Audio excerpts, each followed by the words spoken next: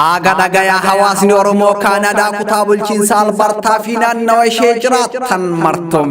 Hawaasni Oromoo kutaa bulchiinsa Albertaa koree qindeessituu deeggarsaa OMN wajjin ta'uun muddee 18 bara 2021 waaree booda sa'aatii 3 irraa jalqabuun sagantaa tumsa OMN fi marii uummataa magaalaa Edmontonitti qopheessuun koottaa waliin taanee waliif taanaa jedhaa jiru.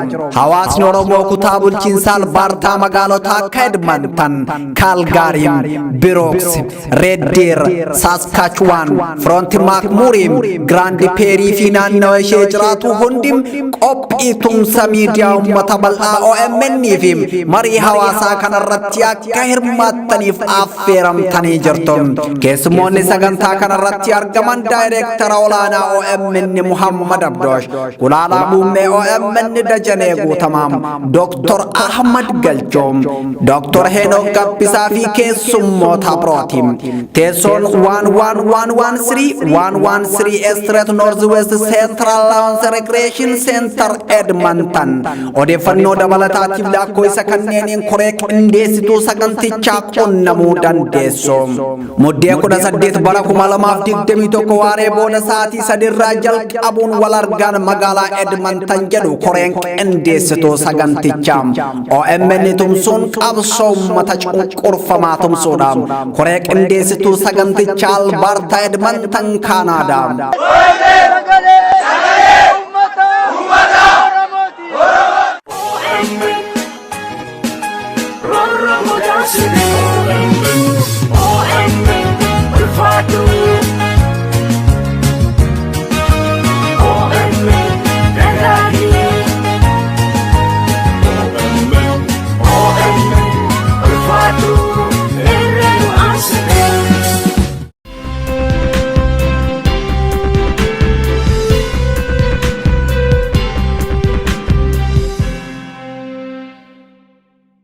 Nagenya dursu komintoota daawwattoota Oromiyaa Miidiyaa Neetwoork Oduu Ijoo sa'aatii kanaaf qabannee dhiyaanne isinitti himna. Xiyyeeffannoo hidhamtoota siyaasaa Oromoo manneen hidhaa Qaallitti fi kanneen biroo keessa jiraniif taasifamuu qaba jedhan qaamoleen hawaasa garaagaraa OMN'f yaada kennan. Hayyoota Oromoo waggaa tokkoo fi walakkaa faqa malee hidhamuun dararamaa jiraniif birmannaa taasisuun dogongora seenaa jalaa of oolchuudhas jedhan qaamni humnaan dhuunfatee biyya bulchaa jiru. Haqa hayyoota kanneen dhoksuun uummanni akka isaan irraanfatu shirrinni xaxaa jirus laayyoo kan taane uummanni hubachuu qaba jechuun dhaamanii jiru.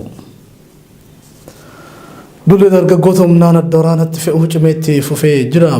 Godina Harargee Bahaa Aanaa Meettaa Araddaa Dursituu Bilisummaa Iddoo Shuunaa jedhamutti dargaggoon Nasir Muhammad Ali jedhamu raayyaa ittisa bilxiginnaatti dabalamuu qabda sababa jedhuun dargaggoota 17 wajjin fuudhanii erga deemanii booda ilaalcha addaa qabda jechuun rasaasa ajjeesanii jiraachuu jiraattonni OMN himan.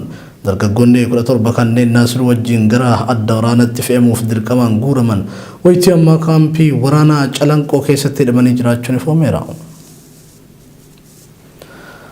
Gamtaan Awurooppaa haala Itoophiyaa keessa jiru ilaalchisuun manni maree mirga namummaa UN walgahii addaa Itoophiyaa irratti akka deemsu gaafachuu hordofe manni maree mirga namummaa UN walgahii addaa muddee 17 bara 2021tti waame. Waraana Itoophiyaa keessatti deemsamaa jiruu fi sarbama mirga namummaa mudataa jiru ilaalchisuun miseensota gamtaa Awurooppaa dabalatee biyyoonni 50 manni maree mirga namummaa UN walgahii addaa akka deemsisu gaafatan.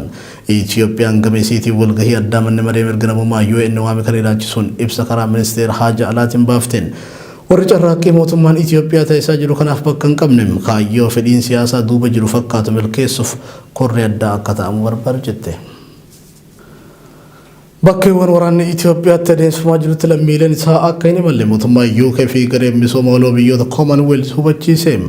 Mootummaa UK fi gareen misooma waloo biyyoota Commonwealth ibsa baasaniin guutummaa naannolee Tigraay, Amaaraa fi Affaar imaluun balaa guddaa qaba jedhame. Haaluma wal fakkaatuun Oromiyaa keessa Wallagga Lixaa fi Wallagga Bahaa naannoo Gambeellaa godina Nuweeritti aanota 4 kanneen akka Akaboo, Wantaa'oo, Jiikaa'oo fi Laaree Godina Anyuwaaq aanaa Jooree akkasumas naannoo Benishaangul Gumuz aanota akka Dibaaxii, Gubaa, Daangur, Buleen dabalatee bakkeewwan waraanni itti adeemsifamaa jirutti akka hin imalle UK fi biyyoonni Commonwealth lammiilee isaanii hubachiisanii jiru.